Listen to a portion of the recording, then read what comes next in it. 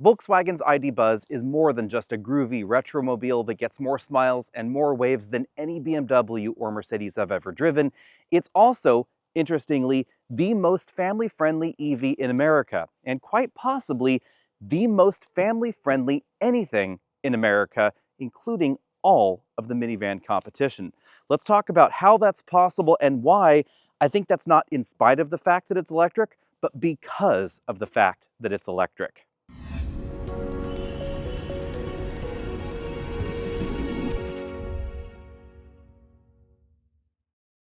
So why all the buzz? Well, it's down to this being the first electric minivan on sale in North America, and a relatively affordable option at that, starting at $61,545. Now, this does not qualify for any federal tax credit because it is built in Germany, although the future of the electric tax credit is a little uncertain at this point in time. Obviously, direct competition to this is the Chrysler Pacifica plug-in hybrid starting at $52,750, but getting up to the $60,000 mark. And of course, the Kia EV9 and upcoming Ioniq 9 from Hyundai. Those are going to be right about the same price as this. Also, though, you could cross-shop a Carnival hybrid or a Sienna hybrid, and those are going to be less expensive. The last competitor is clearly the Honda Odyssey, but this is more child seat friendly than any of those other options. We'll get to that in just a moment. First, let's talk about the styling, because that is obviously what the Buzz is all about. This is a style-forward, practical minivan, and I think the style is fantastic. When I first saw the Buzz concept, I thought, there's no way they're gonna make that. Then they made one in Europe, and I thought, there's no way it's gonna come to America. Then they stretched it, and here it is in America. We'll talk about the reason that the shapes are a little bit funkier than a classic microbus, but I think the Volkswagen did as good of a job as they possibly could have with 21st century crash standards in mind. We of course have full LED headlights up front, and these are some of the best LED headlights in this segment. Not only do we have auto high beams, they also steer in the corners, and that steering is pretty aggressive. In the middle of everything, we have a huge illuminated Volkswagen logo. I think that's the biggest Volkswagen logo I've ever seen that wasn't on a bus in Europe. Down below, of course, we have the cooling area because not a lot of cooling is required, and that's what helps give this that classic Volkswagen bug look or bus look, at least if you're dead center on. In addition to looking totally cool, the original Volkswagen van had another thing going for it: incredible space efficiency. That was due as much to its boxy design as the fact that it didn't have a modern crash structure, and the driver was practically sitting on top of the front axle, right there next to the windshield, right there where you're going to start hitting something in an accident. Not so with the ID Buzz. This is 195.4 inches long, about 27 inches longer than that original microbus. The big difference is right about here, the crash structure in the front.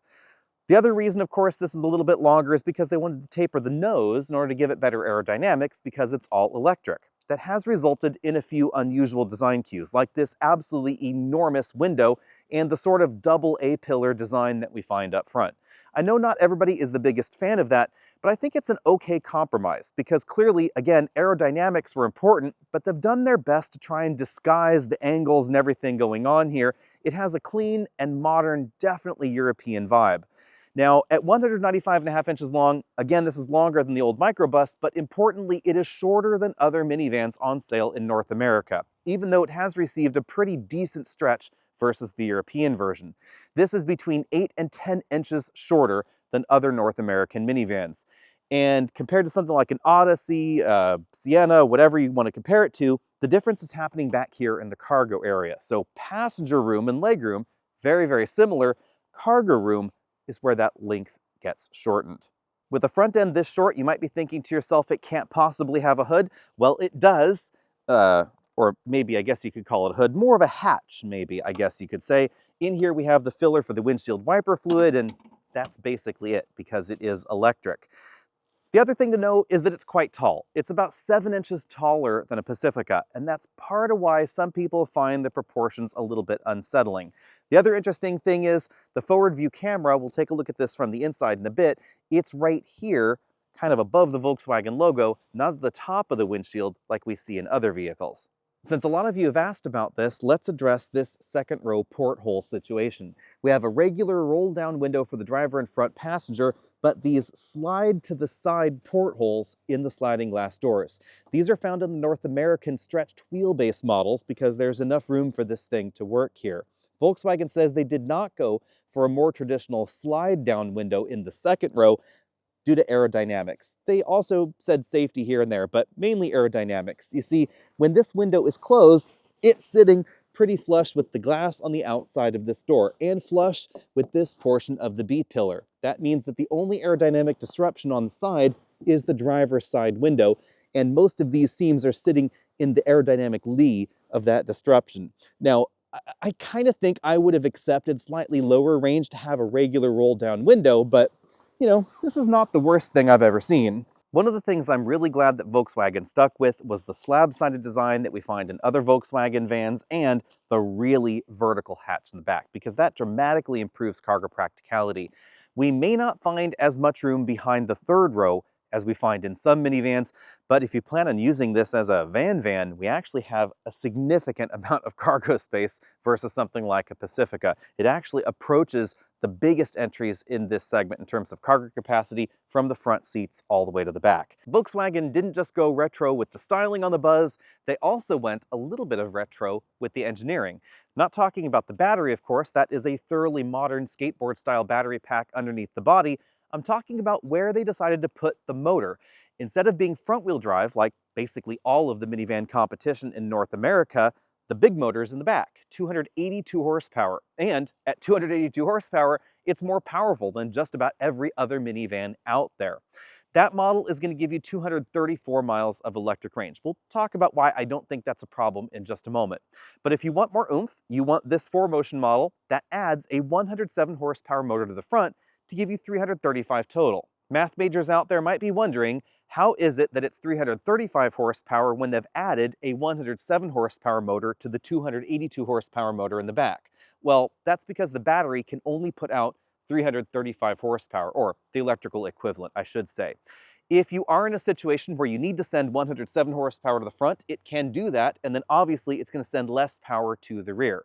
Of course, if you just floor it from a stop, it's going to favor most of the power on the rear, and it's going to send some to the front to help improve acceleration times. And this is definitely swift, significantly faster than any other minivan on sale in the United States.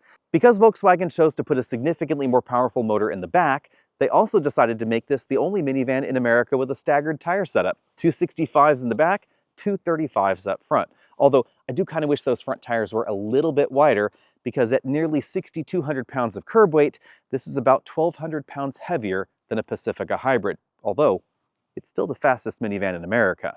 If you're tall or you just love a lot of headroom, you're going to love the ID Buzz, because if you get the glass roof, we have 2 inches more headroom than we find in a Chrysler Pacifica. And it's not just the front, it's the back, as you'll see in a moment as well.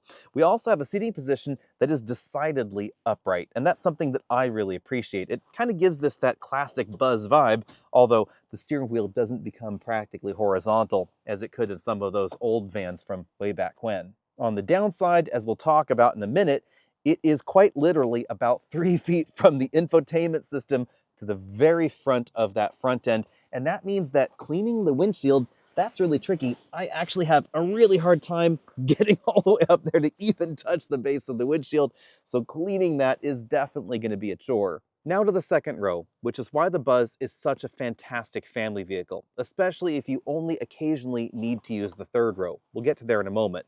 But this second row seat is slid all the way back, and it does have quite long sliders. This driver's seat is in exactly the same place as it was for me as a 6-foot-tall driver. And check out the room.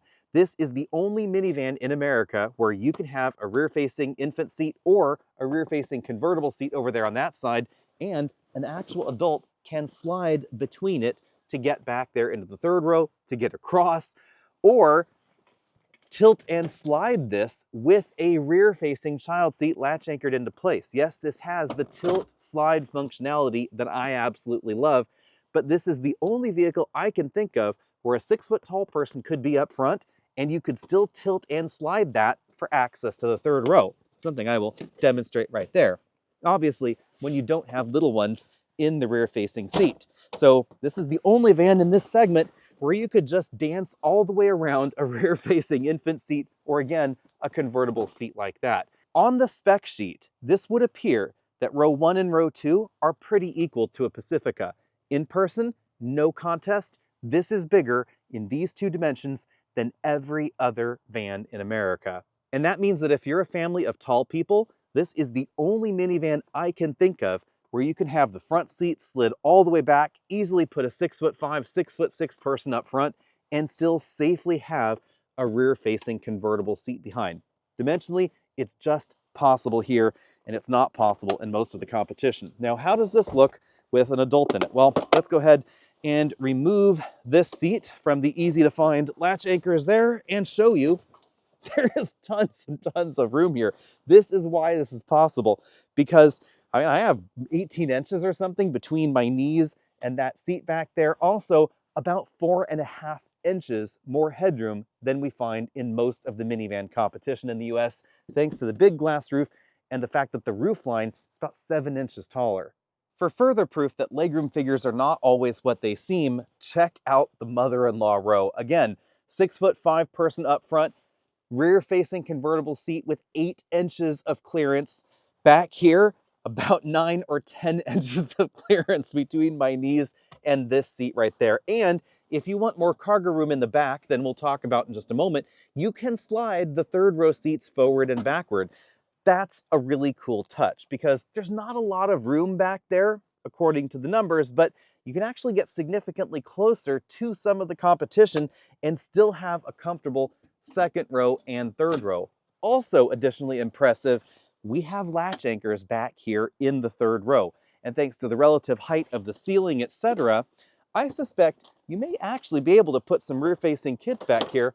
Let's give that a whirl. I have to say, guys, I am seriously impressed.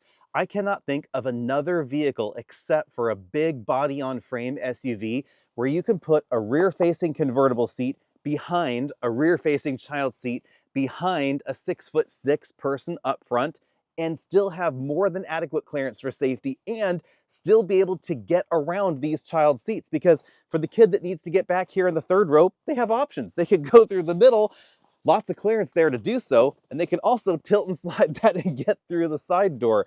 There is an insane amount of real-world practical room in the Buzz, and for me, that's enough reason to consider this over any of the other minivans, especially if you have kids in rear-facing seats. How many roller bags fit in the way back is going to be determined by exactly where the third row is positioned. This is all the way forward, this is all the way back, and therefore gives you the most legroom inside. Although it's worth noting, you can still fit some child seats in the third row and in the second row with that seat all the way forward. There's another thing to consider. When you remove the third row seats, the rails come out too, and that means that they have to be designed like this, where they're actually sticking up when the seat's forward, and that is going to make the floor not quite flat when you have that rear shelf removed, but this is going to give you the most room for roller luggage. If you're a master at roller bag Tetris, you can fit 6 of these 24-inch roller bags back here and still have enough room to see out the back window and have some safety for those third row passengers so nothing is flying forward. That's done by dropping 2 of those 24-inch bags on the bottom and then stacking 4 right there on top. This is a very similar showing to the average minivan in North America, but if you put the third row seats all the way back, then the number drops down to 3 because there's simply less room behind the third row. Now, to be honest, if I had a Buzz, I would probably not only leave the seat folded, I would just leave it out of the Buzz altogether. If you plan on doing that, Volkswagen has made provision for one of those roller shade style cargo covers. It would latch over there and it would dock into position right over there, just behind that removable plastic cover. Let's take a look around inside this orange creamsicle themed first edition. We have a large glass moonroof up here, but it is one of the kind that has an electrochromatic shade on it. It acts really quickly, and it's really kind of cool because it definitely reduces the heat load if you're worried about a big glass moonroof. Of course, you could also get an aftermarket shade if you were interested in that. You can see that that big window extends just back there to the second row passengers' heads. We have the controls for the rear climate control zone just above that sliding door. And from here, you can see the way that little porthole window functions. You can also see just how much room we have there for those child seats. Again, 2 rear-facing child seats behind a tall person up front. We have height adjustable shoulder belts for the driver and the front passenger, height adjustable head restraints as well. The orange piping around the seats I think is kind of cool, but not everybody is okay with the sort of retro color scheme going on inside. We have the ID logo in the perforated section of the upholstery, and I think these are the most comfortable seats in the minivan segment. Not only are they really adjustable, we have four-way adjustable lumbar and an extending thigh cushion here, these also have a massage functionality. It's not the most aggressive massage, but I can't think of another massaging seat in this category that has this particular type of function. We have adjustable armrests on each side. Another feature I really like, there's a button here and you can adjust the height. So the driver and the front passenger don't just have a door to rest their elbow on or that squishy pad area right there in orange, you also have that arm restraint, or armrest. So it's a lot of comfort and a lot of focus on adjustability here. You can see the speaker grills on the door, lots of hard plastics down below as you'd expect, lots of storage. It's a really, really tall door, and you can see that you kind of step up into the footwell area here. I will caution that if you're a shorter person, you may find things a little tall in here, but for taller people or average people, I think it's fine. Moving over to the dashboard, we have one storage area here where you can put smartphones, things like that. It has kind of a rubbery backing to help keep things from slipping around. We then have a pretty decently sized bin-style glove compartment. I was barely able to fit an 11-inch tablet computer inside. Above those two areas, we have sort of a faux wood textured panel here. Definitely not the most realistic looking wood, but I think it's okay. Air vents running across the top of the dash, and then we have this absolutely enormous dash tray here. That big bump in the middle, that's the forward collision view camera. So instead of it being behind the rear view mirror like we find in other vehicles, it's down there because this is kind of awkwardly placed for the front end of the vehicle. So they just decided to squeak it all the way down there. We then have kind of a hard trough to clean because dust, you can see there, definitely accumulates. It is a little bit difficult to get rid of. Harman Kardon speakers, as you can see right there. Then we have the ID status light running across the dashboard. It does a bunch of different things from charge status to turn signals to navigation directions to responding to the vehicle's infotainment voice commands, etc. Now, speaking of the infotainment system, that's right here in the center. It is, of course, Volkswagen's somewhat controversial software, although it has been improved over time with finally things like illuminated climate control sliders. I'm not the biggest fan of the slider thing. I think I'd rather just use the touchscreen to interact with some of that. We have a really big implementation of Apple CarPlay, so that's kind of a nice touch. Also a nice touch, if we go over here to charging, I really appreciate the fact that it tells you what your current quick charge potential is, as long as you have a station that can support it. And if you want to go as fast as possible, you can have the software start battery heating in advance. It will also do that depending on where it's navigating, just temperatures around outside here and there. It definitely fluctuates. For instance, if I was just driving along normally, climbing the hill to where I was going, it actually was warm enough that it would already do 136, but the hour or so that it's been here just hanging out in the driveway as we've been filming it, it's gone down to the 110 kilowatts. The charge routing is still not the best, but it has improved significantly over earlier Volkswagen ID products. Let's just have it take us to whatever hotel this is that's been programmed in here. You can see it has really quickly added DC fast charging stops. I really appreciate the speed at which it's done that. I think the software is not quite as good as the Google integrated software we find in some EVs, but honestly, it's pretty darn close.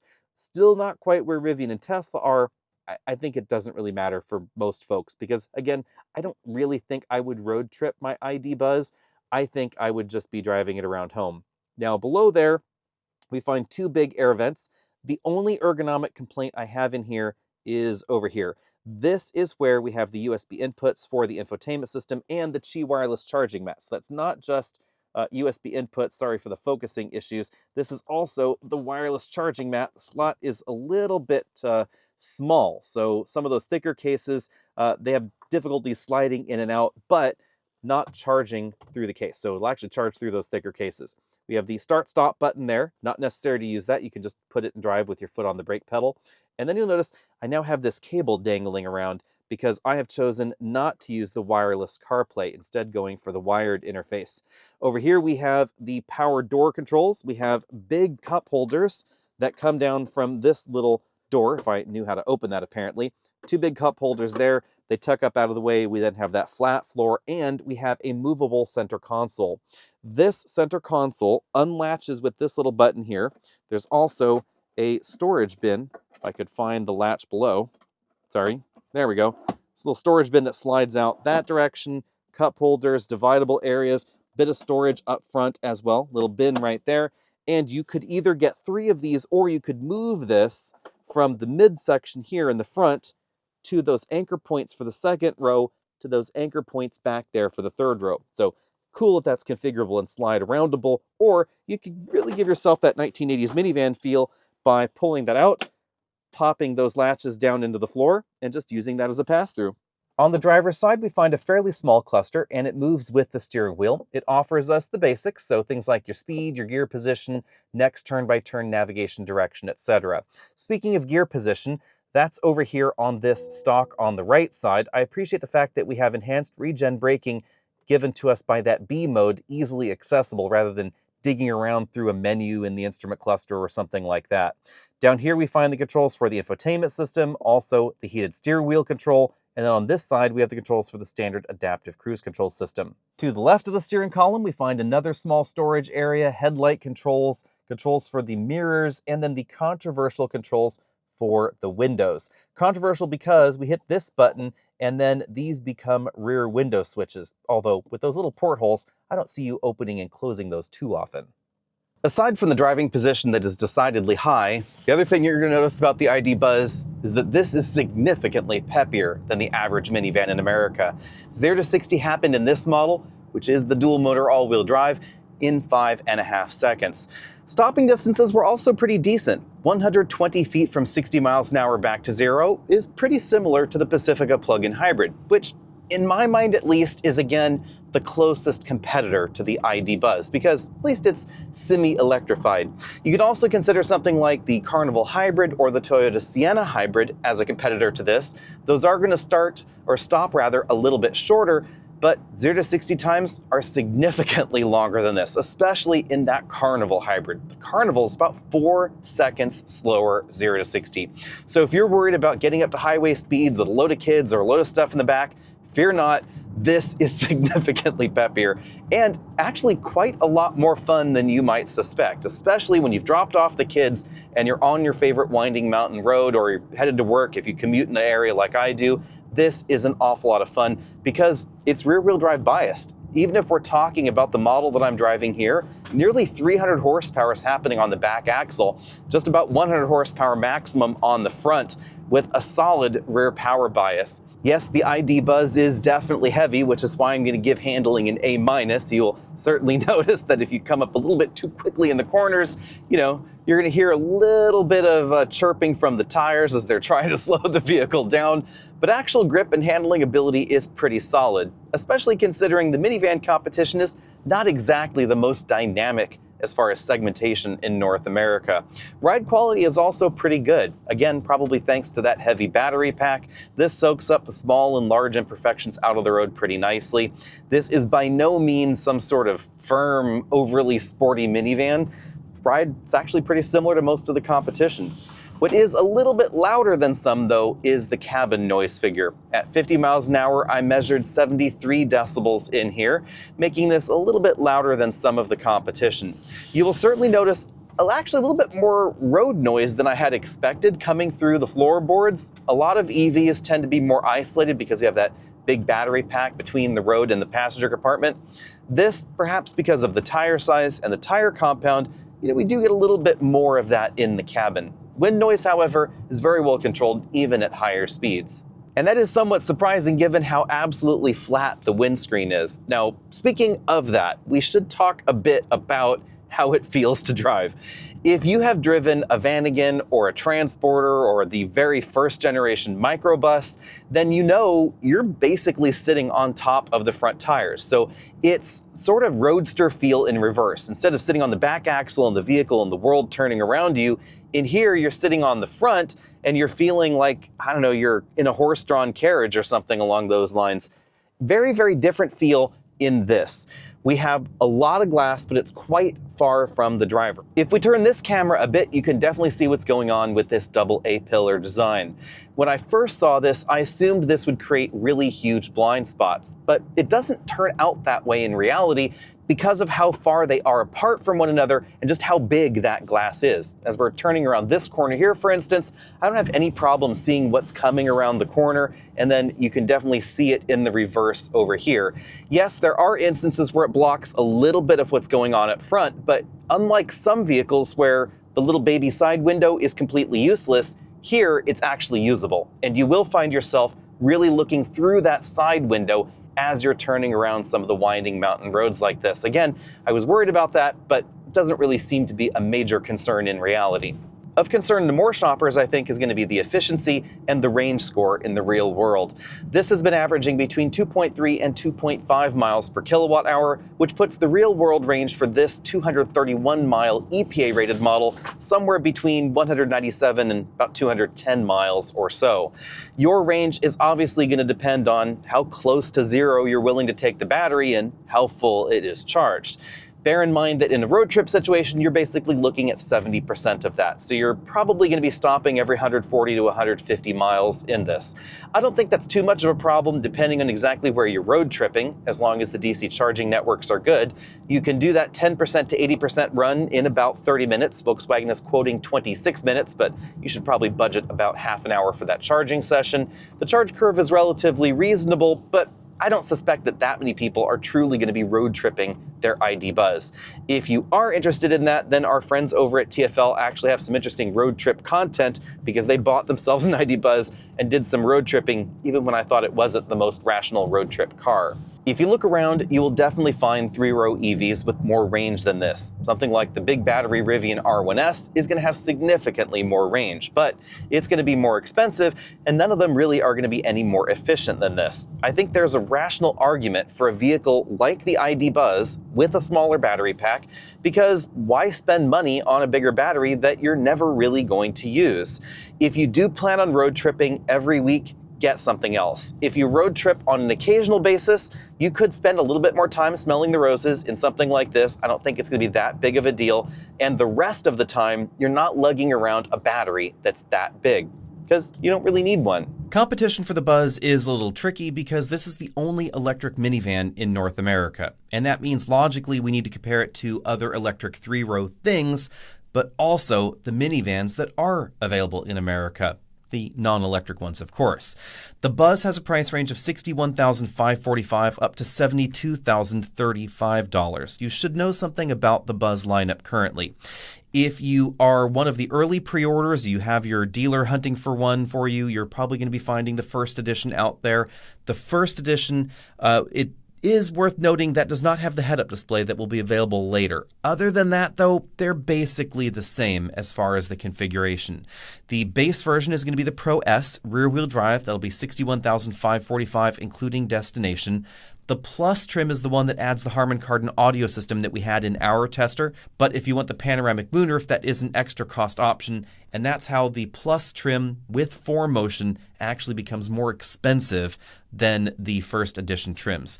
Pro S plus 4Motion, quite a mouthful there. That's $69,545. If you add all the options, you end up at that $72,035 price point. The one we were testing, $71,545.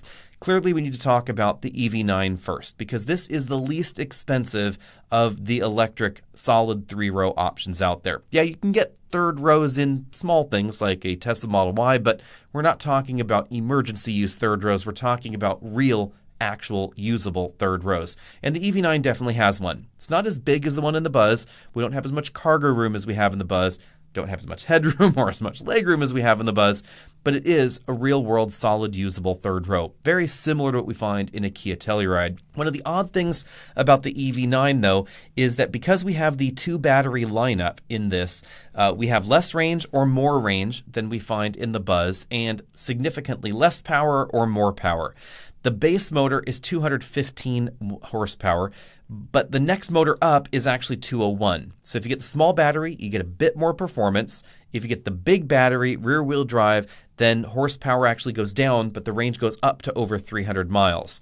And that's because the battery voltage on the big battery model is relatively low for an 800 volt EV. It's actually only 500 something volts. There are a few things to keep in mind with that. It's going to charge slower at a Tesla supercharge station because the onboard systems have to convert the voltage up to a voltage the vehicle can use. And the way that these systems do that, it's not going to be overly quick charging. If you go to an EA station or an EVgo station, it is going to hit the advertised charge rate and charge times, however. Of course, if you want more performance, there is the 379 approximate horsepower model that's available now. And for 2026, the EV9 gets a big change. We get an AX port standard, the new J3400 charging connector, which is going to allow easy access to Tesla supercharger stations. That's going to be on all 2026 models. And we get the new GT model, which has over 501 horsepower. So if you want the bonkers fast model, you're going to want the Kia adaptive suspension system, big screens, etc. You want the Kia. If you want the roominess and family focus, then you certainly want the ID Buzz. The EV9 does relatively well with child seats, but nothing like the Buzz. Same thing basically goes for the Ioniq 9. We're going to go through this quickly because we don't know pricing on the Ioniq 9 and availability is not quite set yet, but a lot of what you see in the EV9 will move right over to the Ioniq 9 with two big exceptions. The first one is 215 horsepower is standard. We get up to 429 horsepower in that model, so the power figures don't line up quite right. And that's because we get a different battery pack. It's a brand new 110.3 kilowatt hour pack in the Ioniq 9. It doesn't share that with the EV9. We probably will see that battery pack eventually or something similar in the EV9, but not until it gets more of a refresh than we see in the 2026 model. Think of the EX90 as the electric XC90. Volvo doesn't want to say that this is a mixed-use platform. They say this is the dedicated EV SPA2 platform, but there is a lot shared dimensionally and structurally seeming with the XC90, which is why it's not as practical on the inside for the exterior dimension. Of course, it's also just differently dimensioned because it's trying to be an EV SUV, and all those platform sharing bits, I think, are getting in the way. The back seat is tighter than we find in the EV9 or the Ioniq 9, but the EX90 does look pretty good on the inside, and it rides really nicely. It has an adaptive suspension system available, etc.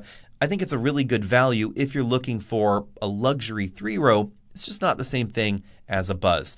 Now let's dive into the minivan competition, starting with the Pacifica Hybrid, because this is the most like the Buzz in a way. It has some electric range. It has pretty reasonable hybrid fuel economy afterwards. We're talking over 30 miles per gallon there. And it has a reasonable price tag. That's the big reason to get the Pacifica. $52,750 starting, going on up to $61,975, so about the same price range as the rear-wheel drive Buzz. If you want all-wheel drive, though, you can't get it in the Pacifica Hybrid. You can only get that in the non-hybrid Pacifica. Also, if you want the practicality of the second-row stow-and-go, you can't get the hybrid. That's only in the non-hybrid model. The hybrid model doesn't get the tilt-slide second-row seats either because the battery is in the way under the floorboards. So instead, it gets removable second-row seats. On the other hand, if you want removable second-row seats because you want that classic minivan storage capability, then you're going to want something like the Pacifica because the second-row seats in the Buzz do not come out. So that is going to limit some cargo practicality there if you're a weekend warrior type. On the other hand, we get the electric range, the all-electric range that we're talking about here. That's one big reason to step up into the Buzz. Bad part, though, Pacifica plug-in hybrid gets the full tax credit, at least for the moment. It's one of the few for 2025, so that could make it substantially less expensive if you qualify for it. Of course, also substantially less expensive is a Toyota Sienna, because a Sienna starts at $40,645 as a hybrid, on up to $60,745 for the all-wheel drive hybrid. So if you want an all-wheel drive hybrid with decent fuel efficiency, this is the only way you can get it. Which one is right for you? That's really going to depend on what you're after. Clearly, we get a bigger cargo area behind the third row in a Sienna. It's more of a classic minivan. I think that is honestly a little on the boring side, but it is an awful lot less expensive. If you're simply looking for something that moves your family around, does it really well, is reliable, and is 20 grand less expensive, clearly that is going to be the Sienna. If, however, you want something that's the ultimate in family friendliness, definitely a very style-forward option. And I think just a better minivan, generally speaking, I would say that's the ID Buzz. It's just not going to be an affordable vehicle. depending on your definition of affordable, however. And that's where I admit I'm kind of torn here, because again, I have kids on the way, and what is that going to look like for me in my life? Probably would be a good idea to save the $20,000 and put that towards a college fund rather than spending it on a flashy practical minivan. But because I am 6 feet tall and my husband is 6'5", maybe we need something that's a little bit roomier so you can actually fit those rear-facing child seats behind the driver and the front passenger. That's a big, big concern, not just for me, but for a lot of taller families out there. And that's where the ID Buzz really, really excels. And in a way, that's just something you have to pay a premium for. If you're a taller family, some of these other options might not work, especially if you plan on doing extended rear-facing with your children. If you plan on doing that, even a Sienna, even an Odyssey, all the other minivans, etc., they're not going to be as good of a fit as the Buzz. That may be something you'd have to just accept. Also, there is a certain value in having a vehicle that is always fully charged. I don't find it to be a problem, even if I'm in a hurry, just to plug the van in at the office, plug the van in at home. You're always fully charged. There's enough room to go and visit the in-laws every weekend if you wanted to. And if you do want to go to Disneyland, it would be about a 2 DC fast charge trip each direction for the Buzz. You're probably going to want to get out and stretch after 2 hours on the road. Depends on your family, of course. I used to be the kind of person that would just want to go without stopping. Now I'm kind of okay with maybe taking it a little bit slower, but obviously that is going to be a very personal decision. Let me know what you think about all that down there in the comment section below. And what would you choose if your own cash were on the line? Would you put that 20 grand towards the inevitable, really expensive college bills? Or would you go for something now that is going to make your life maybe as a parent a little bit easier? Let me know. See all of you later.